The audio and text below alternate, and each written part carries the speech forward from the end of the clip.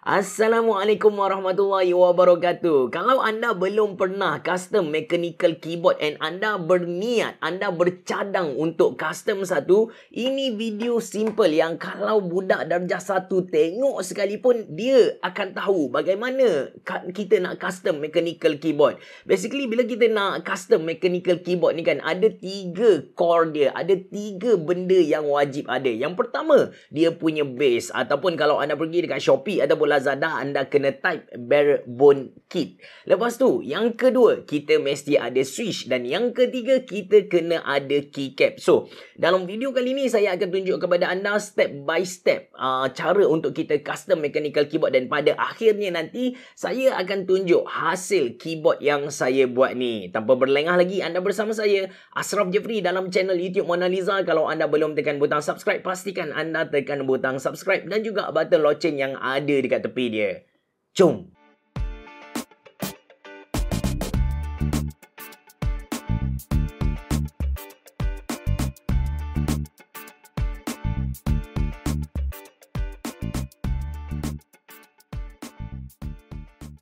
Okay guys, sebelum kita mula, saya nak bagi tahu yang sebenarnya video ni disponsor oleh whatgeek.com. Whatgeek.com ni ialah website yang jual semua benda tentang keyboard, dari dia punya barebone kit ataupun base tadi, switch sampai keycap yang lawa-lawa, fancy gila kot. Katakan anda malas nak custom keyboard, anda nak beli yang dah siap, mereka pun ada jual. Yang penting anda kena pergi ke whatgeek.com dan anda cek satu persatu produk yang ada dekat sana, explore sendiri. Dan yang bestnya, kalau anda beli lebih dari 149 USD atau RM700 Malaysia, anda akan dapat free delivery. Maybe bagi sesetengah orang RM700 Malaysia adalah satu price tag yang mahal, tapi untuk pengetahuan anda, kalau anda nak custom mechanical keyboard, RM700 tu kita consider average price. Dia tak murah dan juga tak mahal sangat. Okay, macam saya bagi tahu dari awal video tadi, nak custom keyboard ni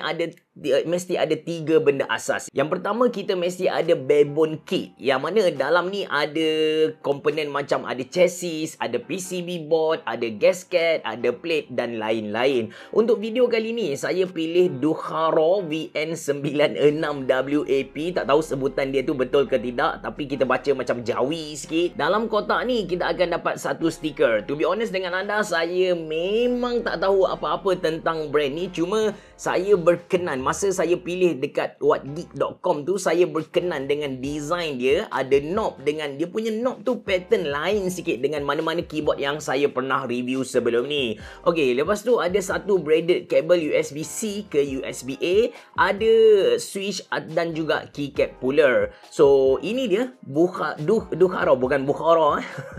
Ini dia Duharo VN96WAP barebone kit. Ada 96 key, termasuk dengan knob yang ada belah kanan atas. Lepas tu ada RGB, soft facing RGB, tri-mode connection. Bawah dia ada 2 stand, dan dekat stand belah kiri tu ada satu tempat untuk kita letak wireless dongle, and dia ada magnet untuk pastikan wireless dongle ni tak terkeluar kalau kita tak guna.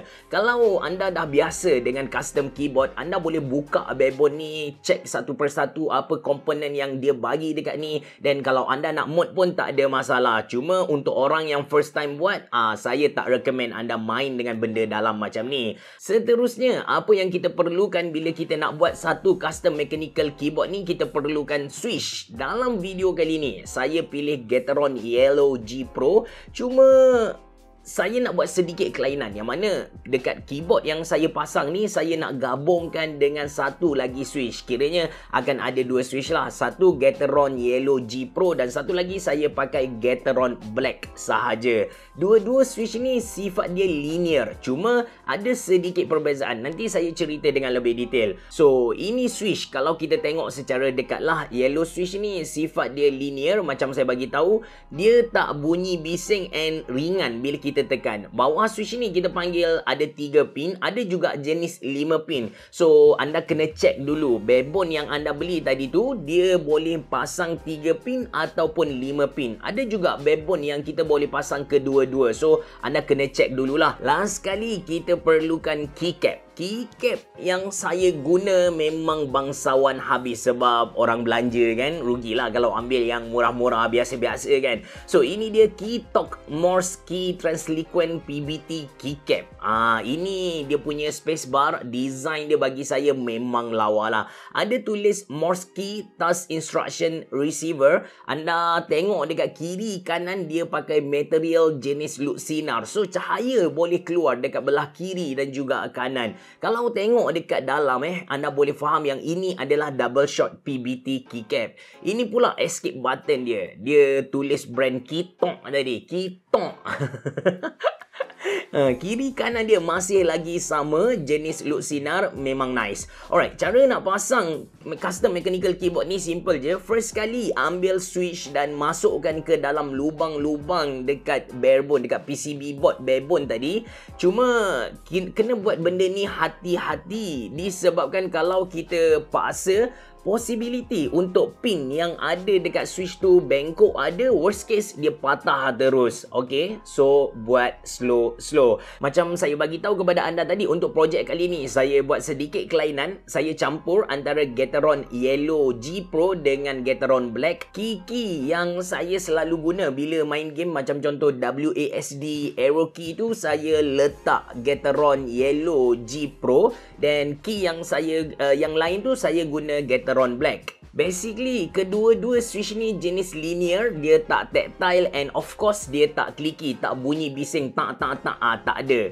Beza dia dekat actuation force. Kalau yellow switch dia ringan, manakala untuk black switch dia berat. Dua-dua switch ni antara switch yang saya sangat-sangat recommend anda guna sebab feeling typing dia kalau compare dengan yang biasa red switch, blue switch dan juga brown switch tu totally different. And untuk kedua-dua ni pun walaupun kita kata dia tactile, tapi disebabkan actuation force dia berbeza, feeling tekan pun berbeza bosku. Lepas settle pasang switch kan, step kedua terakhir ialah pasang keycap ke switch tadi. Since Keytalk Morse ni dah datang dengan susunan yang betul, so kita tak perlu nak hafal kedudukan.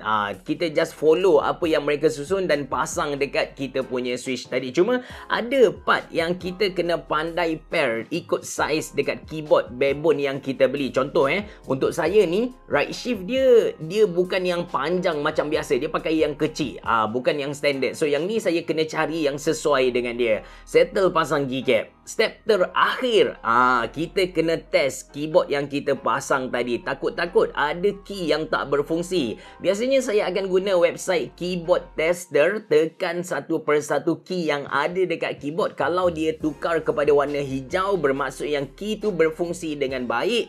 Kalau dia tak bertukar, bermaksud yang key tu rosak. Bila rosak kan, anda kena cabut balik keycap, anda kena cabut balik switch dan tengok dekat pin tadi. Adakah pin tadi bengkok, and macam saya bagi tahu, worst case dia patah. Kalau bengkok tu anda boleh betulkan lagi, tapi kalau patah memang kena pakai switch yang baru. That's why bila kita nak beli switch ni, kita kena beli lebih sikit compare dengan lubang yang ada dekat keyboard kita. Katakan keyboard kita 96, make sure yang yang switch kita beli itu maybe 102 ataupun 104 sebagai backup lah. Jadi guys, ini hasil keyboard yang saya custom. Sekali lagi, barebone saya pakai Duharo VN96 WAP. Ini adalah 3-in-1 connection punya mechanical keyboard. Kita boleh connect secara wired, wireless 2.4 GHz dan juga Bluetooth.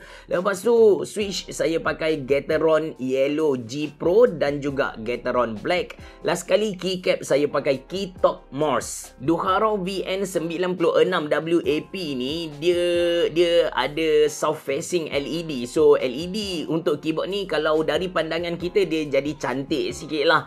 Untuk semua shortcut kita boleh rujuk dia punya buku manual. Yang ni penting juga anda kena check juga barebone yang anda nak beli tu dia ada dedicated software ataupun tak ada. Kalau anda memang suka assign key yang lain, anda suka maksud saya custom dari segi software tu, anda kena cari barebone yang ada dia punya own software. software. Kalau tak, anda memang boleh pakai on the go punya setting sahaja. Untuk Duharo VN96 WAP ni, kita boleh tukar efek LED. Just tekan FN button dengan huruf L untuk tukar connection. Nak guna Bluetooth wireless 2.4 ataupun wired kan, kita just tekan FN button dengan satu angka dari 1, 2, 3. Ini untuk Bluetooth, 4 untuk wireless 2.4 dan 5 untuk wired. So, ini typing test untuk keyboard yang saya buat. Saya tak compare dengan mechanical keyboard yang lain. Saya just nak tunjuk kepada anda comparison dari segi yellow G Pro switch tadi dengan black switch. Saya nak anda bezakan antara dua tu. Dua-dua jenis linear tapi bunyi dia berbeza. Silakan.